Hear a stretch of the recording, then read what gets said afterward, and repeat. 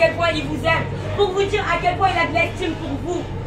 Le Seigneur, le Tout-Puissant qui a créé l'univers entier, qui t'a créé toi et moi, te demande. C'est pas toi qui le demande, mais c'est lui qui te demande. C'est pas toi qui veut t'approcher de lui, mais c'est lui qui veut t'approcher de toi. Il veut te protéger, il veut te prendre sous ses ailes. Messieurs, dames, écoutez bien ce message. L'enfer et le paradis existent vraiment.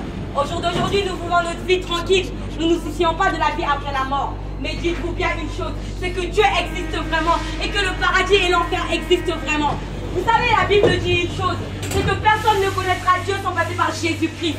Et que personne ne sera sauvé sans passer par Jésus-Christ. Parce que Jésus il est venu dans ce bas monde. Il est mort pour chacun de nous. Et il est mort pour nos péchés. Parce que nous sommes des êtres humains. Nous péchons tout le temps par des mensonges, des mauvaises pensées, toutes choses. Nous sommes faits de péché. Tous les jours nous péchons.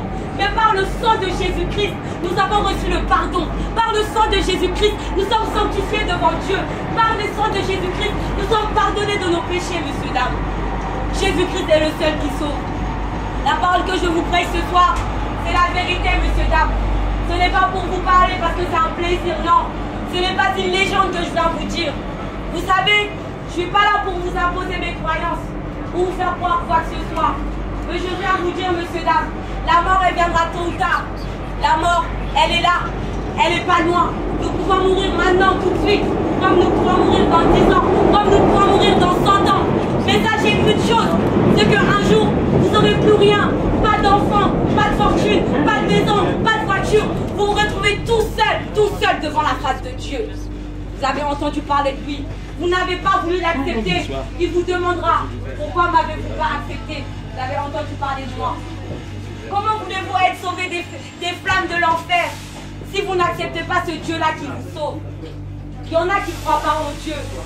Mais sachez une chose, supposons que l'enfer et le paradis existent. Et supposons que le seul moyen d'aller au paradis, c'est de passer par Jésus-Christ. Et vous n'avez pas accepté, messieurs, dames. Acceptez Dieu dans votre vie. Vous savez, aujourd'hui, il y a beaucoup de religions dans le monde. Mais il n'y a aucune religion qui certifie la vie éternelle auprès de Dieu. Après la mort, il y a deux choses. L'enfer ou le paradis. C'est une certitude. Une certitude. Soit vous allez en enfer, soit vous allez au paradis. Sachez une chose, monsieur, dames. C'est que notre vie n'est pas limitée à 90 ans. Notre vie, elle est peut-être limitée sur cette terre-là à 90 ans. Mais après la mort, nous avons une vie, monsieur, dames.